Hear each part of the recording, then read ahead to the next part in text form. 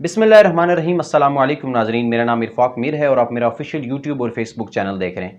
ناظرین، بات کریں گے ترکی میں انتخابات کو جو دوسرا مرحلہ ہونا ہے 28 مئی کو۔ آج 26 مئی ہے جس ٹائم میں یہ ویڈیو ریکارڈ کر رہا ہوں، یعنی کہ آج سے 2 دن بعد ترکی میں انتخابات دوبارہ ہونے، اس کا دوسرا مرحلہ ہونا ہے۔ اور جو پہلا مرحلہ ہوا تھا ترکی میں، اس کے نتائج کے مطابق 49.50% طیب اردگان صاحب نے لیے تھے ووٹ، 2 کروڑ اور 70 لاکھ ووٹ ان کو پڑا تھا۔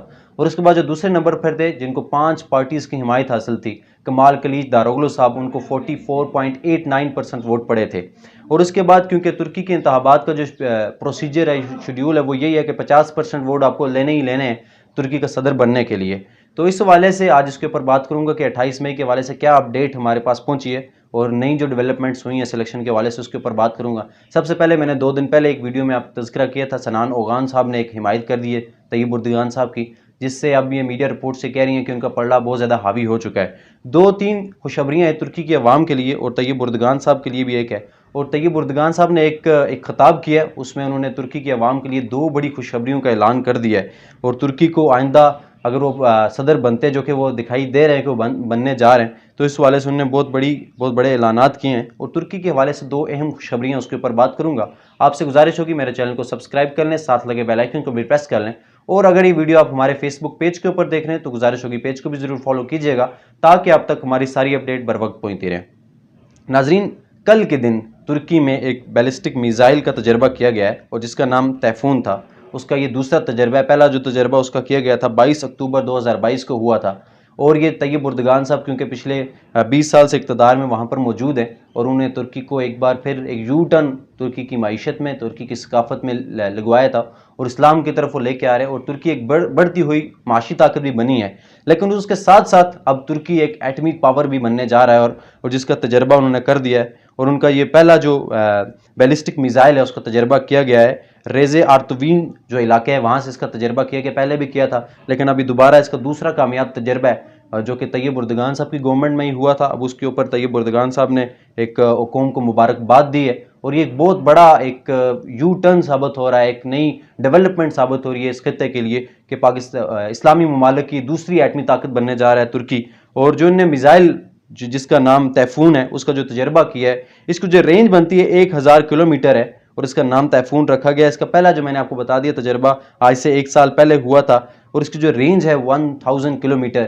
یہ ایک بڑا ایک میزائل اور بڑی ایک ڈیولپمنٹ اس خطے میں ہوئی ہے، کیونکہ ایک بڑا ایک کامیابی ہے ترکی کے لیے۔ اور طیب اردگان صاحب جس طرح الیکشن کے حوالے سے پہلے بھی وہ صدر رہے ہیں، 20 سالوں سے وہ اقتدار میں موجود ہیں، اب دوبارہ ان کی پوزیشن ایک بار پھر مستحکم ہونے جا رہی ہے۔ ایک تو سنان اوغان صاحب نے ان کی حمایت کی ہے، اور اس کے بعد 1-2 اور چیزیں جس سے ان کا پلڑا بھاری ہو چکا ہے۔ اور دوسرا ایک اور چیز کے اوپر بات کروں گا، دوسری جو خوشخبری انہوں نے ترکی کی عوام کو دی ہے، اس کے اوپر بعد میں کروں گا۔ اور دوسرا ایک تو سنان اوغان صاحب کے حوالے سے میں بات لازمی کروں گا، کیونکہ پچھلے دنوں میں نے اس کے اوپر بات کی تھی کہ انہوں نے باضابطہ طور پر طیب اردگان صاحب کی حمایت کا اعلان کر دیا ہے۔ اور اس سلسلے میں یہ آپ پکچر دیکھ سکتے ہیں، انہوں نے ملاقات بھی کی ہے طیب اردگان صاحب سے، اور انہوں نے بالکل یقین دہانی کروائی ہے کہ میں آپ کی بالکل حمایت کروں گا، اور جتنے بھی ووٹرز ہیں ان کو کہا ہے کہ آپ طیب اردگان صاحب کو ووٹ ڈالیں۔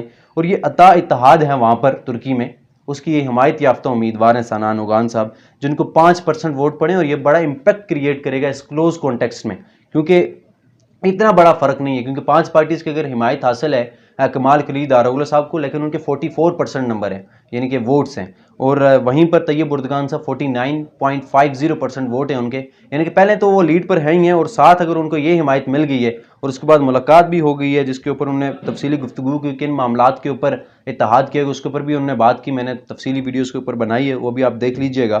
اور دوسری خوشخبری یہ ہے جی، طیب اردگان صاحب نے ایک بڑا اعلان کر دیا ہے۔ ابھی تک تو وہ صدر بنے نہیں ہیں دوبارہ ترکی کے، لیکن جو رپورٹس بتا رہی ہیں، جو سرویز بتا رہے ہیں، وہ ایک بار پھر صدر منتخب ہونے جا رہے ہیں۔ اور ترکی کی عوام کو انہیں بڑی خوشخبری دے دی، انہوں نے کہا اگر میں صدر بنتا ہوں تو سب سے پہلے ہم ایک چیز شروع کرنے والے ہیں۔ ایک تو آپ نے نام سنا ہوگا سلک روڈ کا۔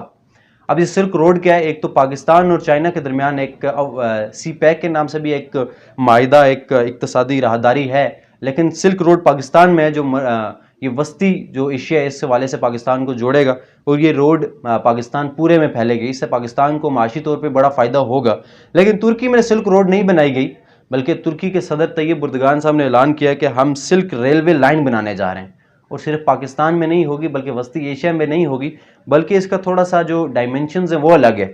یہ جو ریلوے لائن ہے یہ لندن سے انکرا اور بیجنگ کو یہ ملائے گی. یا پکچر دیکھ سکتے ہیں, پکچر کی مدد سے آپ کو یہ جو نقشہ ہے یہ بہت ایزیلی سمجھ آ جائے گا. اور انہوں نے کہا ہے کہ ایزن جان, ارض روم اور فارس تک کا جو علاقہ ہے وہاں سے باکو تبلیسی لائن سے ان علاقوں کو جوڑے گا.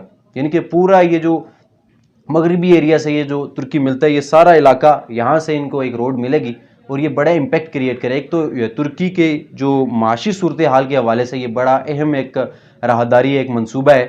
اور یہ جو مغربی علاقہ ہے یا یورپی یونینز کا ایریا ہے وہاں تک ترکی کو جوڑے گی اور یہ مین ایک لائن ہوگی. ایک تو پاکستان میں بڑی اہمیت دی جاتی ہے, اگر آپ کو یاد ہو نیوزز آپ دیکھتے رہتے ہیں تو سی پیک کو بڑی اہمیت دی جاتی ہے. اس سے پاکستان کو بڑا فائدہ ہوگا, پاکستان میں تجارت کو فروغ ملے گا, پاکستان میں بہت ساری جو ہے انویسٹمنٹس آئیں گی. لیکن یہ ریلوے لائن کا ایک بات کی گئی ہے. اور طیب اردگان صاحب کا ایک انٹرویو, ایک بیان, ایک خطاب بہت زیادہ ان دنوں سوشل میڈیا کے اوپر وائرل, کیونکہ 2 دن الیکشن کو رہ گئے. لیکن انہوں نے الیکشن کے حوالے سے تو وہ بات کر رہے ہیں لیکن اس منصوبے کے حوالے سے انہوں نے بات کی ہے اور پورا ایک دلائل بھی اس حوالے سے دیے ہیں. یہ ایک بڑے اچھی چیز ہے اور بڑا یہ امپیکٹ کریٹ کرے گا, کیونکہ ایک بات کرنی الگ چیز ہے, پورا اس کے حوالے سے ایک پلان تیار کر کے عوام کو دینا یہ الگ چیز ہے. اور انہوں نے ایک بڑا اہم بیان دیا ہے. انہوں نے کہا ہے جی ہم اپنے آذربائیجانی جتنے بھی بھائی ہیں ان کے ساتھ مل کر مواصلاتی ڈھانچے کو فروغ دیں گے. انہوں نے ایک بڑا بیان یہ دیا کہ جس طرح ہم نے کارا باغ کے اوپر 30 سالہ قبضہ ہم نے مل کر اس کو آزاد کروایا, ہم اسی طرح مواصلاتی نظام کو دیکھ لیں, ثقافتی نظام کو دیکھ لیں, معاشی طور پر مل کے چلیں گے اور ترقی کریں گے. تو طیب اردگان صاحب کی پوزیشن تو مستحکم ہو چکی ہے اور جیسے ہی اگر وہ دوبارہ صدر بنتے ہیں تو یہ خوشخبریاں بھی ترکی عوام کو وہ دینے والے ہیں اور انہیں اس والے سے پراپر ایک پلان بھی دے دیا ہے. اور ایک اور چیز کے اوپر لازمی بات کروں گا, ایک میڈیا رپورٹ ہے اس کے متعلق بات کروں گا.